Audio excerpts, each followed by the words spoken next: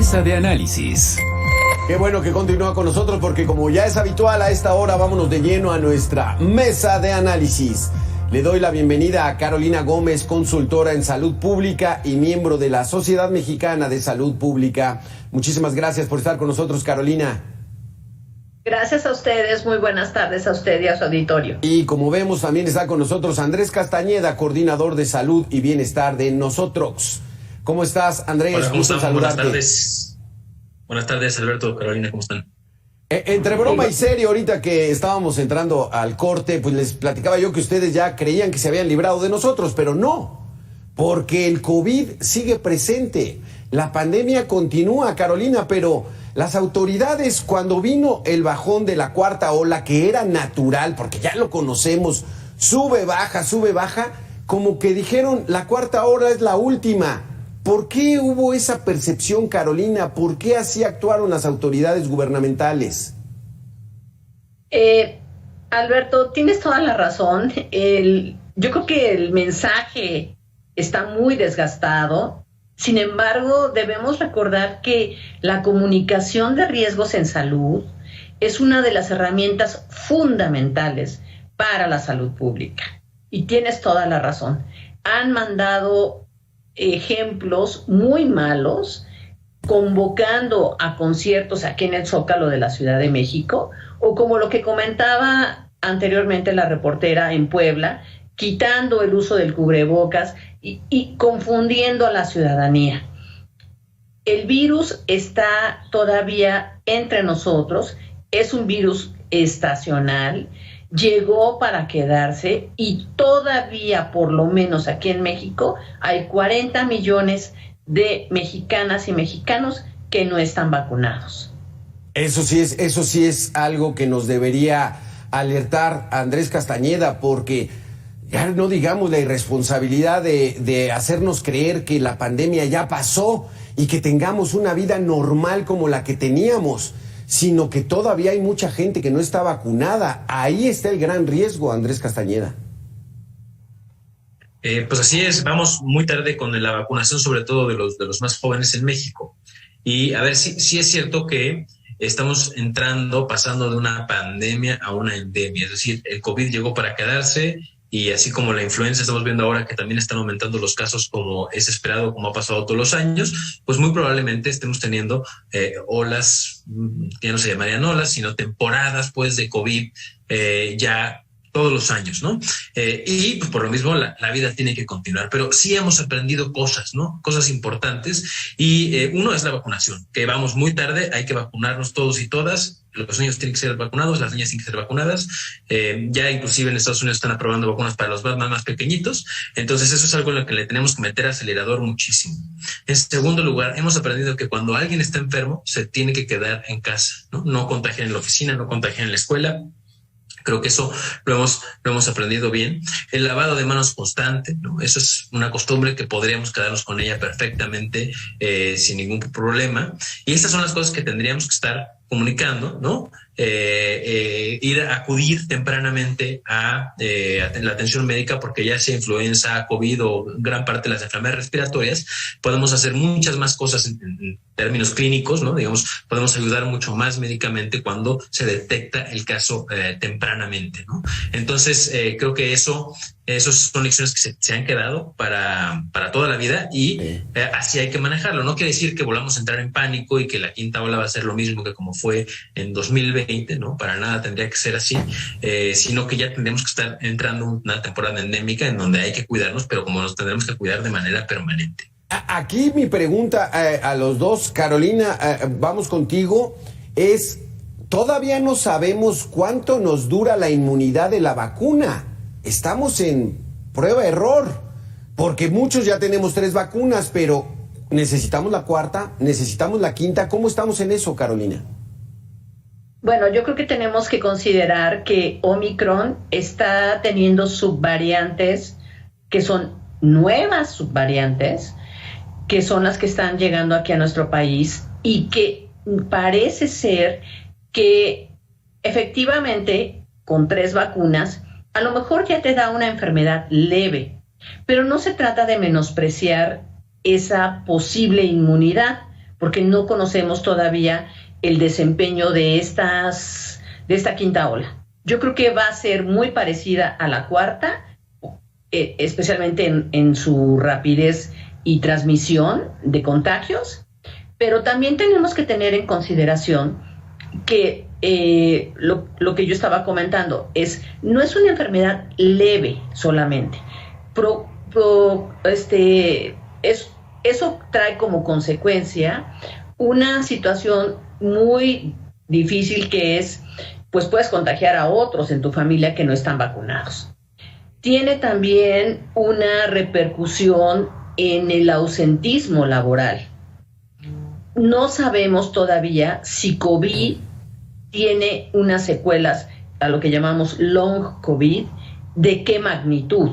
Pero sí tenemos que recordar que tanto en el año 2020 como en el año 2021, la primera causa de muerte en nuestro país fue precisamente este virus. Exacto. Andrés, hay esa situación.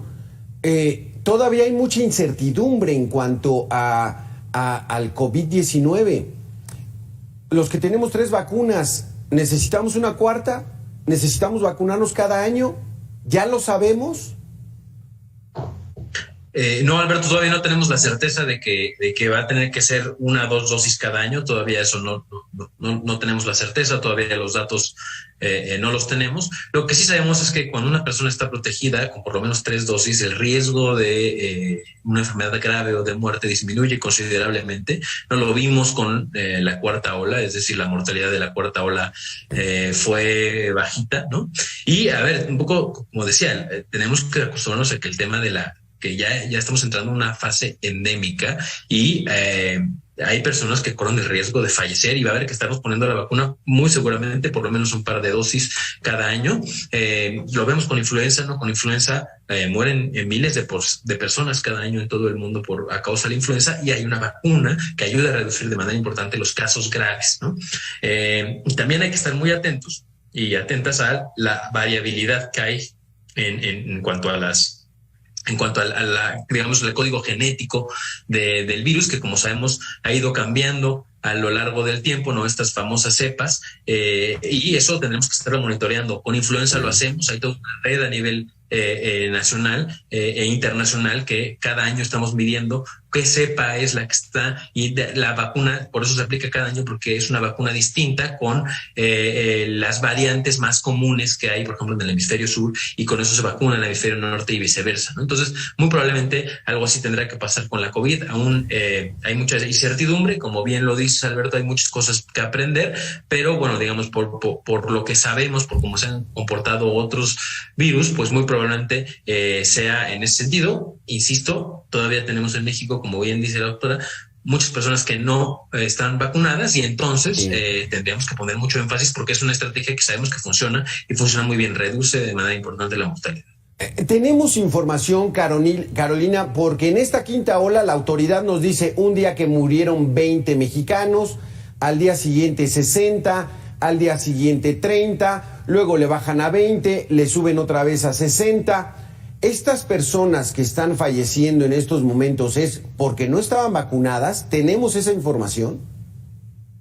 No necesariamente es así, pero sí tenemos una población con muchas enfermedades crónicas que propician la gravedad que hace el virus.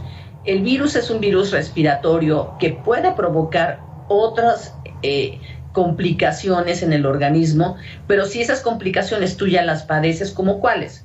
Como hipertensión arterial, como diabetes, como obesidad, y no se trata de que estos pacientes son más propensos o no, sino que si llega a estar desatendido o es un paciente que tuvo que relegar su tratamiento médico precisamente porque el año pasado muchos hospitales se convirtieron solamente a COVID, pues entonces vamos a tener un paciente que está descontrolado en todo su tratamiento. Y eso es una de las repercusiones, yo creo que más importantes que tenemos que tomar en cuenta con esto de la quinta ola. Que ha habido una se ha pospuesto la atención o se ha diferido la atención de los pacientes crónicos en muchos temas, no solamente en estos que padecemos los mexicanos, sino también, ya sabíamos, acabamos de leer hace unos días en los periódicos que las mastografías, por ejemplo, se han atrasado de una manera dramática. Vimos a los papás con niños con cáncer pelear y bloquear las calles porque los tratamientos no están llegando.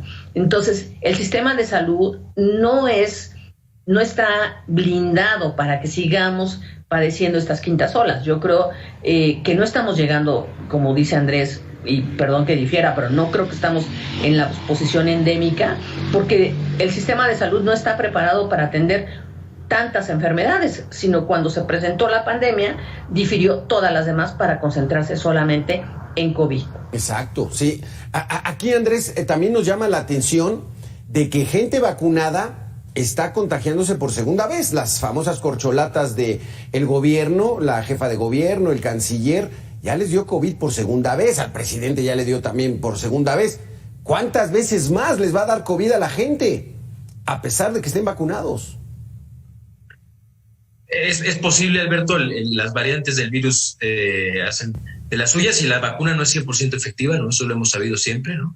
Entonces nos puede volver a dar COVID, ¿no? Esa es una premisa con la que hay que vivir. Por eso sí hay que seguirnos cuidando, ¿no? ¿Cómo saber que nos cuidamos? Bueno, las principales medidas es cuando alguien está enfermo, sabe enfermo, pues no estar acudiendo a reuniones, no ir al trabajo, no ir a la escuela, continuar poniéndonos la vacuna, porque aunque ya nos la pusimos el año anterior, probablemente va a haber que ponernos una el año que viene, y eso reduce el riesgo de que sea una enfermedad grave, no de que nos dé la enfermedad, porque como en la influenza, la vacuna no evita necesariamente que te dé la enfermedad, pero sí que te dé de manera grave, ¿no? Entonces, ser conscientes que la enfermedad va a vivir entre nosotros, ¿no? Y nos pueda poder volver a dar una y mil veces, ¿no? Entonces, sí tenemos que cuidarnos y tenemos que cuidar también, como decía la doctora, el resto de nuestro cuerpo para estar fuertes y poderlo resistir, tener nuestro peso ideal, si vivimos con una enfermedad crónica, tenerle niveles de control, el alimentarnos sanamente, el dormir lo suficiente, ¿no?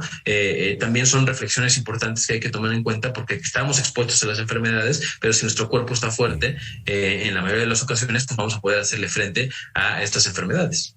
Carolina, ¿qué sabemos de estas olas? ¿Por qué de repente baja el índice de contagios? ¿El virus qué?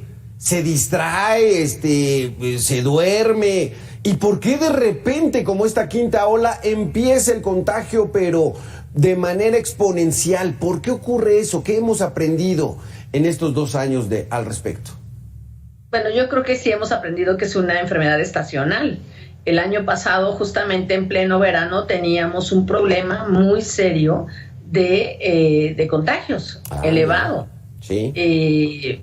No sé si recuerden que antes del regreso a clases había una polémica justo derivado de que estábamos en la tercera ola, propiciada pues porque el virus no acaba de combatirse completamente, porque las vacunas a nivel mundial también están escasas, no solamente en nuestro país.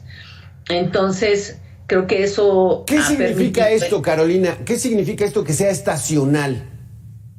Que es recurrente, que es una enfermedad que se va a presentar en algunas etapas del año. Okay. ¿Por qué? Porque se combinan probablemente... Bueno, sabemos que influenza es una enfermedad estacional del invierno, ¿no? Porque ataca las vías respiratorias, pero el COVID ya vimos que empezó en el invierno, pero sube en el verano también y vuelve a agravarse en el invierno. Entonces, pues son virus distintos y los países y los que vivimos aquí en México tenemos enfermedades o comorbilidades distintas a las de otros países.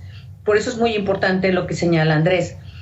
Hay que estar preparado y pensar en salud, que es lo que yo digo siempre, pensemos en salud, porque como tú decías, Alberto, ya llevamos 2 años y medio hablando de enfermedad y muerte.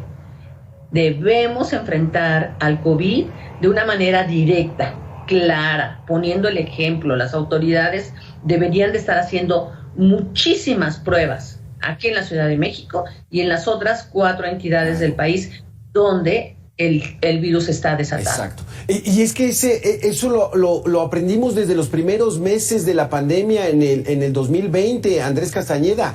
Cuando tú haces pruebas, detectas a la gente positiva y entonces la aíslas y evitas los contagios. Pero si no haces pruebas, si dejas que el virus camine a sus mangas y anchas, pues entonces traemos estas olas que nos traen problemas de salud pública.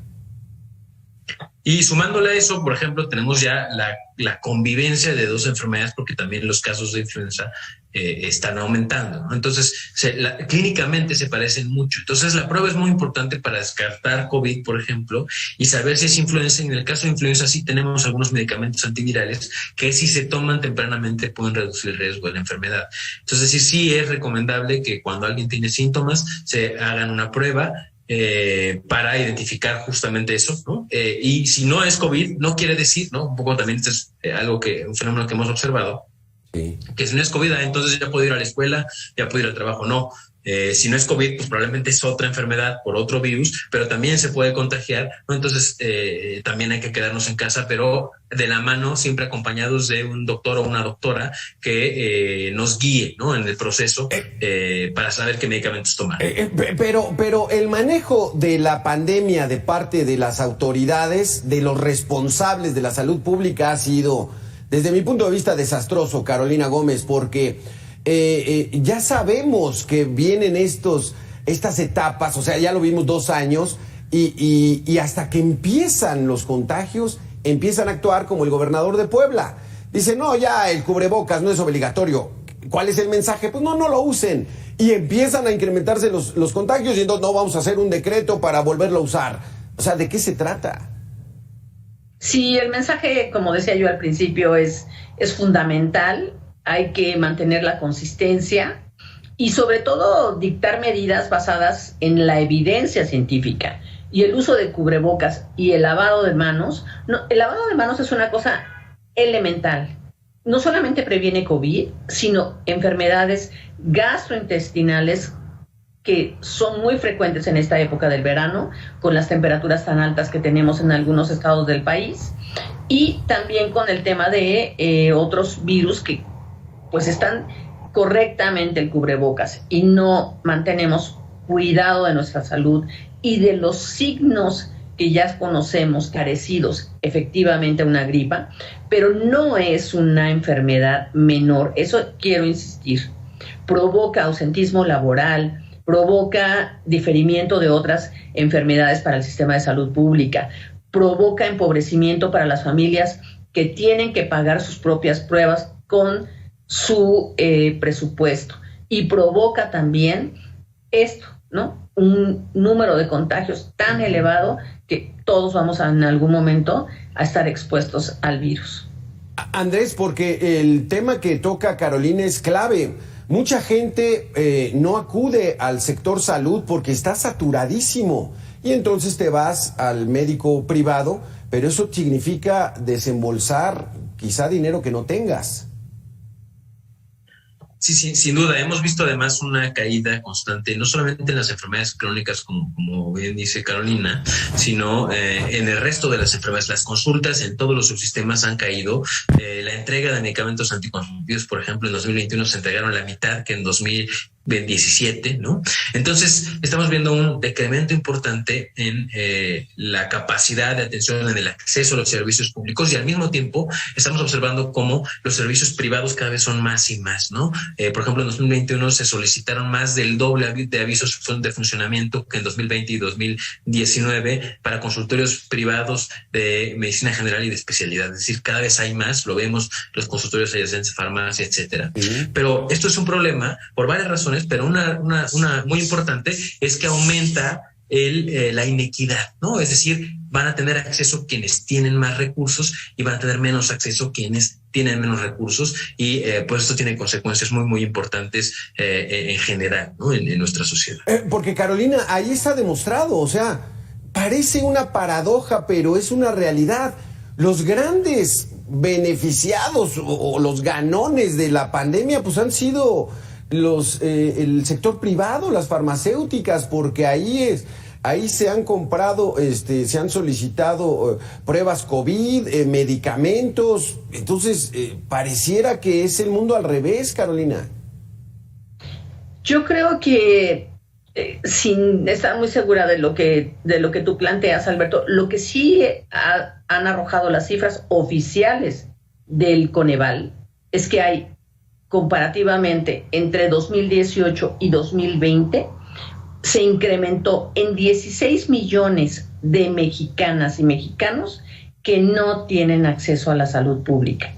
Eso es muy grave, porque efectivamente, como tú lo señalas, lo que está ocurriendo es que usan los servicios privados por necesidad, pero también tenemos que recordar que la pandemia por COVID nos trajo un impacto económico mundial, y aquí en nuestro país se ha resentido muchísimo con desempleo, con enfermedades y con un gasto de bolsillo muy elevado, que es este dinero que tú tienes que pagar por tu cuenta porque no puedes acudir a los servicios públicos de salud.